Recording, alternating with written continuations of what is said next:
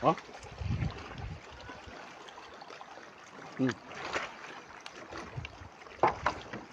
Ang ulo nito ang gusto ko talaga.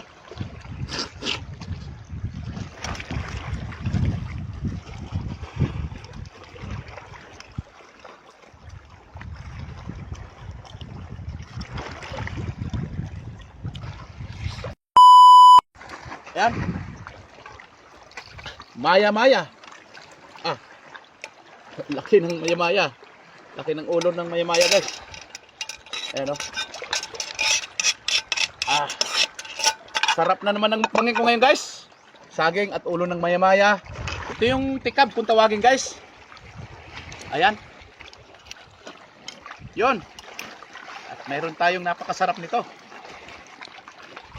Ito yung mga sisils na maliliit na ginawang ginawang tawag nitong bagoong. Yan, at siyempre lagyan natin ng kalamansi yan, guys. Kalamansi. Yan, tabi natin yung balat ay ligpitin natin mamaya kasi ayaw ng kapitan namin na magkalat sa aming kalikasan. Tingnan yung paligid ng kalikasan namin, malinis yan. Suka na agoy, napadami ang suka. Napadami ang suka. Pero sige lang. Isain natin yung suka, ang sili.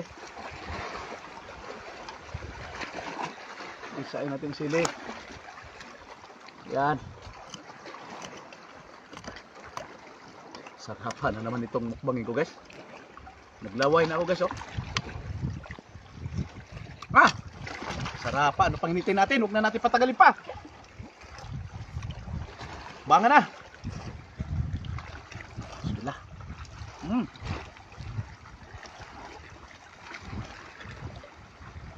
Tabaw. Dumi na.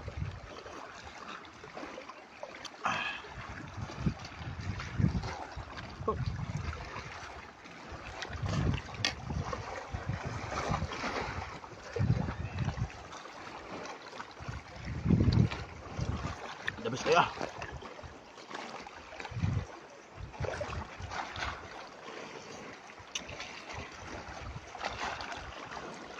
Laman loob.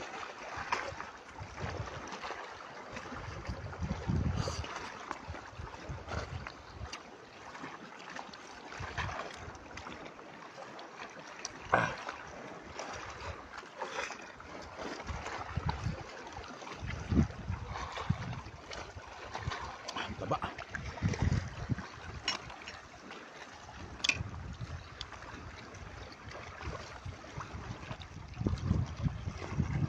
Habang maliligo ka, may mumukbangin ka, napakasarap.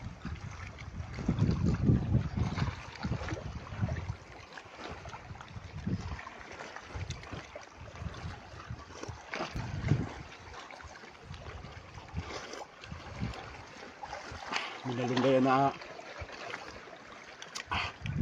maya-maya, oh.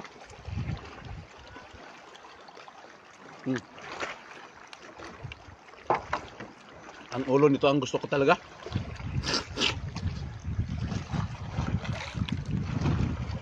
Taba ay. Taba niya.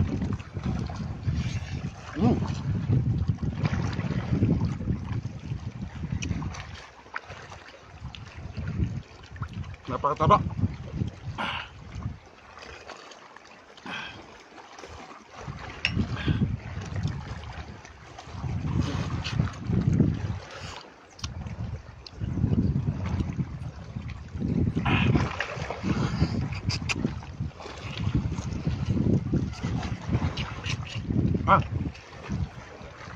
Naglamundoy sa kalami.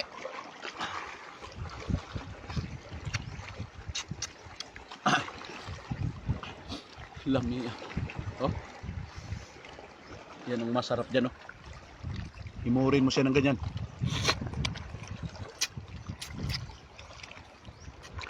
Sip-sipin ng uso.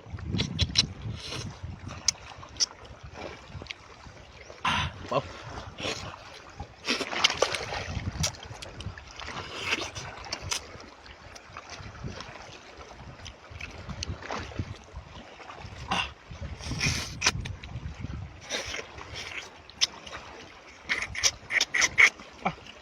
Taba sa maya-maya. Sabaw. Kombinasyon talaga yung mukbang ko ngayon. Oh.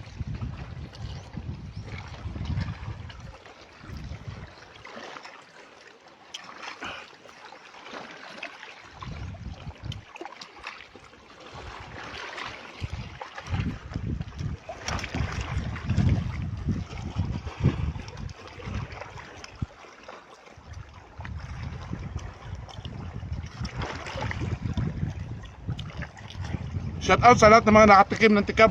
Tawagin sa Bisaya. Bagoong na si Sels. Maus na kayo. Lamig kayo. Lamig kayo.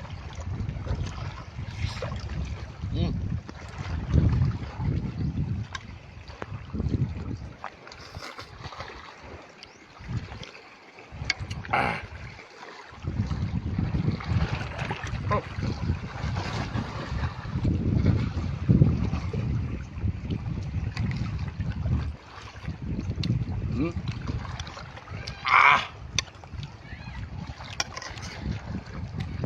Sabi ni Mrs. Itira ko daw yan sa kanya yung muntot. Kasi siya yung cameraman ko. Sabi ko, siyempre, tao pa.